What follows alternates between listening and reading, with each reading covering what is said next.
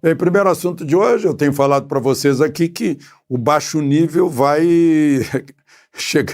descendo cada vez mais nessa campanha eleitoral na medida em que se aproxima o dia decisivo. Decisivo para o futuro de você e da sua família. Mas agora vem um outro ingrediente, pólvora. O candidato Tarcísio vai entrando na comunidade de Paraisópolis, em São Paulo, e é recebido a tiros. Se não tivesse num veículo blindado, estaria morto.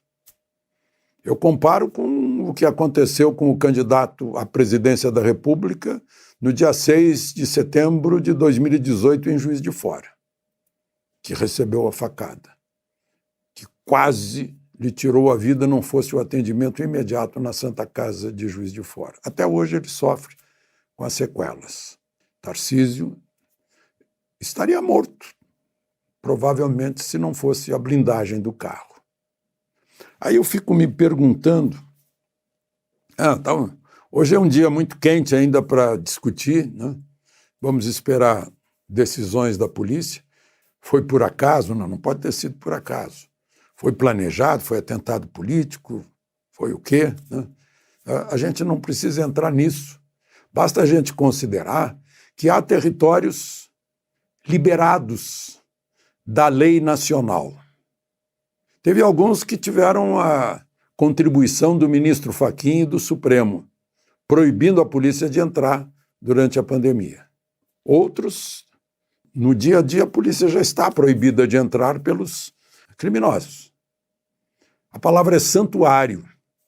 Surgiu essa palavra na Guerra do Vietnã, quando os perseguidos atravessavam a fronteira e se homiziavam, acho que na Tailândia, né? E eram santuários.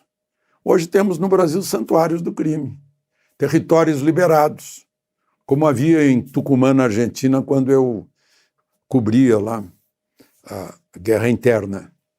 Territórios liberados, com armas e munições, armas poderosas, em que eles decidem o candidato que pode entrar e o candidato que não pode entrar.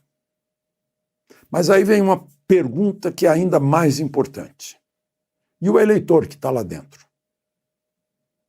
Como é que o TSE, como é que a Justiça Eleitoral, já que é um território que está fora da lei brasileira, vai garantir o voto livre desses eleitores? Como? O eleitor vai votar de acordo com o desejo da organização criminosa que comanda o território. Isso é para a gente pensar, porque é uma vergonha para nós brasileiros que haja esses cânceres em grandes cidades brasileiras. Nós permitimos, porque isso não surge de uma hora para outra. Vai se expandindo, sob nossa permissão, nossa passividade. O debate, né? Na Band. Em geral, as questões que todo mundo conhece.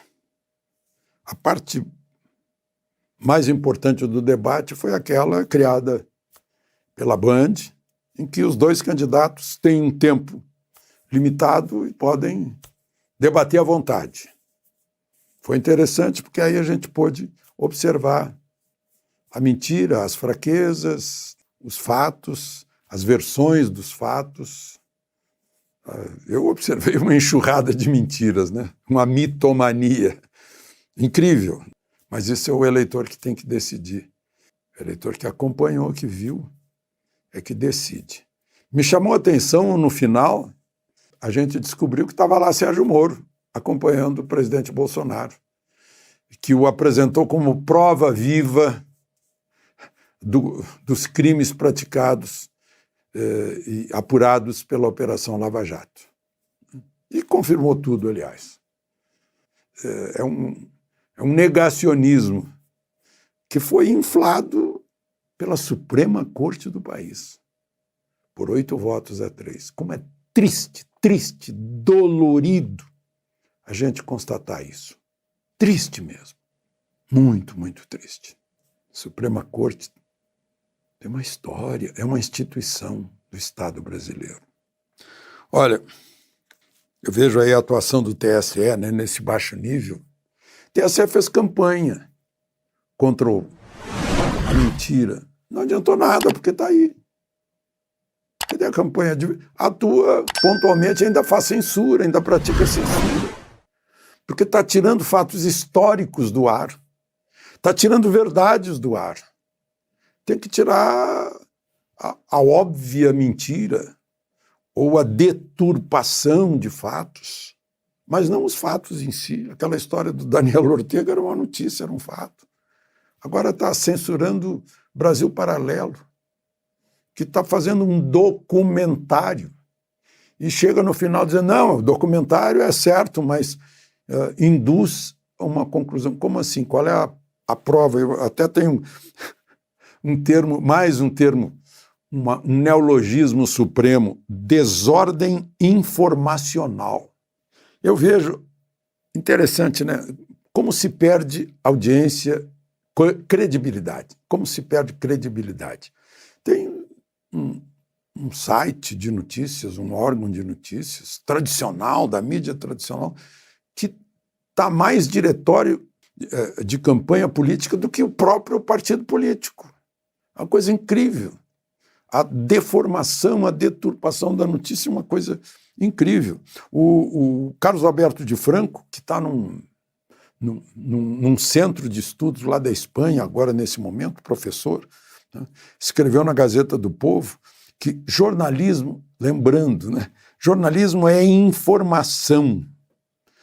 É preciso resgatar a reportagem.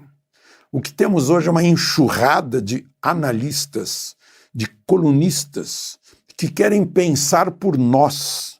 Virou fofoca o jornalismo, militância ideológica, né?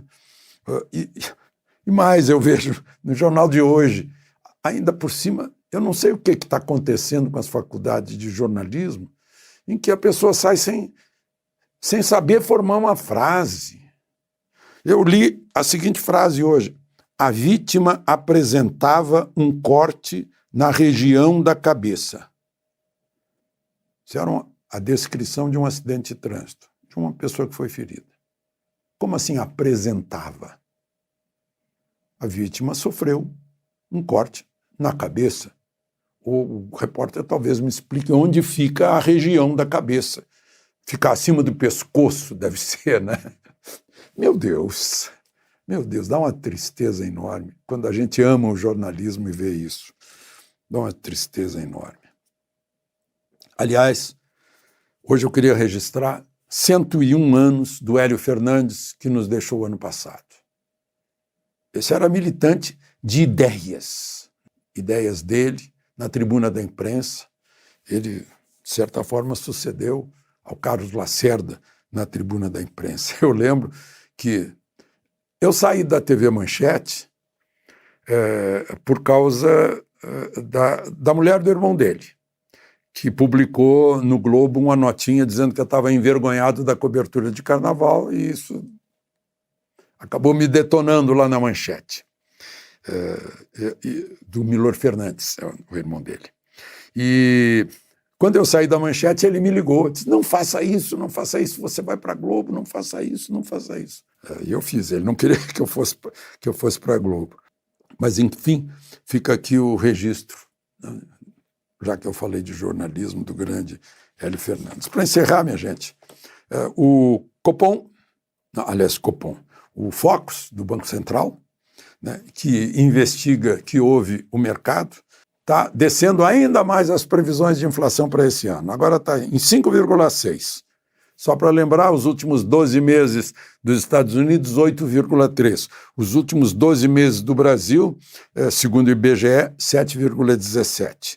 O nosso IPCA até agora no ano está em 4%. A deflação de setembro foi 0,3%, 0,29%.